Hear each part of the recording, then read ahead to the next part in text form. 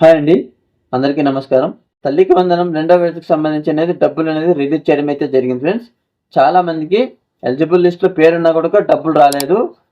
ఒకరికంటే ఇద్దరు కానీ ముగ్గురు కానీ అలా పిల్లలు ఉన్న వారు కూడా డబ్బులు మాకు ఒకరికే పడ్డాయి, ఇంకా మిగతా పిల్లలకి రాలేదనేసి చాలా కంగారు పడుతున్నారు. ఈ డబ్బులు రాకపోవడానికి కారణం ఏంటి, ఈ ఇన్ఎలిజిబుల్ లిస్ట్లో పేరున్న వాళ్ళు ఏం చేస్తే మనం ఎలిజిబుల్ లేక వస్తామో ఏంటి, గ్రీవెన్స్ ఎలా పెట్టుకోవాలి, ఎప్పటి నుంచి పెట్టుకోవాలి, పూర్తి ఇన్ఫర్మేషన్ నేను ఈ వీడియోలో మీకు ఇవ్వడం అయితే జరుగుతుంది. మీరు వీడియోని ఎక్కడ స్కిప్ చేయకుండా పూర్తిగా చూడండి, అప్పుడే మీకు వీడియో అనేది అర్థమవుతుంది ఫ్రెండ్స్. మన వీడియో కనుక నచ్చినట్లయితే ఒక చిన్న లైక్ ఇచ్చి మన ఛానల్కి సపోర్ట్ చేయండి. ఓకే, లేట్ చేయకుండా మనం టాపిక్ లైక్ అనేది వెళ్ళిపోదాం.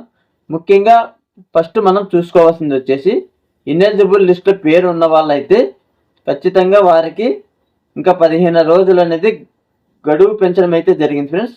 అంత లోపల మీరు ఏదైనా ప్రాబ్లమ్స్ ఉన్నట్లయితే మీరు గ్రామ వార్డు సచివాలయానికి వెళ్ళి గ్రీవెన్స్ అనేది పెట్టుకునే ఆప్షన్ ఇవ్వడం అయితే జరిగింది. ఒకవేళ ఇన్కమ్ ట్యాక్స్ అన్ని స్టేటస్లో చూపిస్తున్న వారు వచ్చేసి దానికి సంబంధించిన జేసీ దగ్గరికి వెళ్ళి మీరు అప్రూవల్ తెచ్చుకున్నట్లయితే మీరు కూడా అర్హుల జాబితాలోకి వచ్చి ఈ ప్రభుత్వానికి సంబంధించిన ఈ తల్లికి వందనం పథకానికి సంబంధించిన 13,000 రూపాయలు అనేది లబ్ధి పొందే ఛాన్స్ అయితే మీకు కూడా ఉంటుంది. అలాగే ఎలిజిబుల్ లిస్టులో పేరుండి కూడా డబ్బులు రాని వాళ్ళైతే ఎవరు కంగారు పడాల్సిన అవసరం లేదు.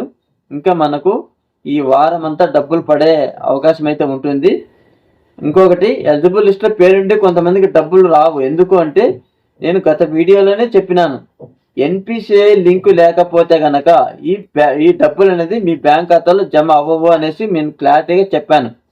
మీరు ఎలిజిబుల్ లిస్ట్లో ఉన్నారు కానీ డబ్బులు రాకపోవడానికి కారణం వచ్చేసి అది ఒక్కటే.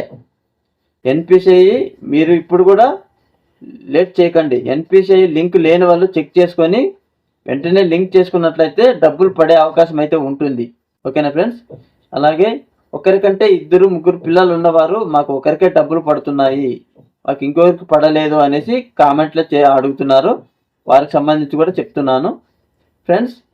ఇద్దరు పిల్లలు ఉంటే ఫాదర్ బ్యాంక్ అకౌంట్లో ఒకరికి, మదర్ బ్యాంక్ అకౌంట్లో ఒకరికి డబ్బులు అయితే పడ్డాయి. మీరు కావాలంటే చెక్ చేసుకోవచ్చు ఎన్బిఎం అప్లికేషన్ స్టేటస్లో. ఆ వీడియోకి సంబంధించిన లింక్ కూడా నేను ఈ వీడియోలో డిస్క్రిప్షన్లో ఇస్తాను. ఆ లింక్పై ఓపెన్ చేసి మీరు చెక్ చేసుకోవచ్చు. ఒకవేళ ముగ్గురు పిల్లలు ఉంటే కనుక ఇద్దరు పిల్లలది మదర్ బ్యాంక్ ఖాతాలో డబ్బులు జమ అయ్యాయి, ఇంకా ఒకరిది ఫాదర్ బ్యాంక్ ఖాతాలో డబ్బులు అనేది జమ అయ్యాయి. మీరు కావాలంటే చెక్ చేసుకోండి ఫ్రెండ్స్. ఓకేనా? ఈ వీడియోలో మీకు ఇంతే చెప్పాలి అనుకుంటున్నాను కాబట్టి మన వీడియో కనుక నచ్చినట్లయితే లైక్ చేయండి, షేర్ కూడా చేయండి. ఇలాంటి అప్డేట్స్ మరెన్నో పొందాలి అంటే మన ఛానల్ని సబ్స్క్రైబ్ చేసుకోండి. Thank you friends.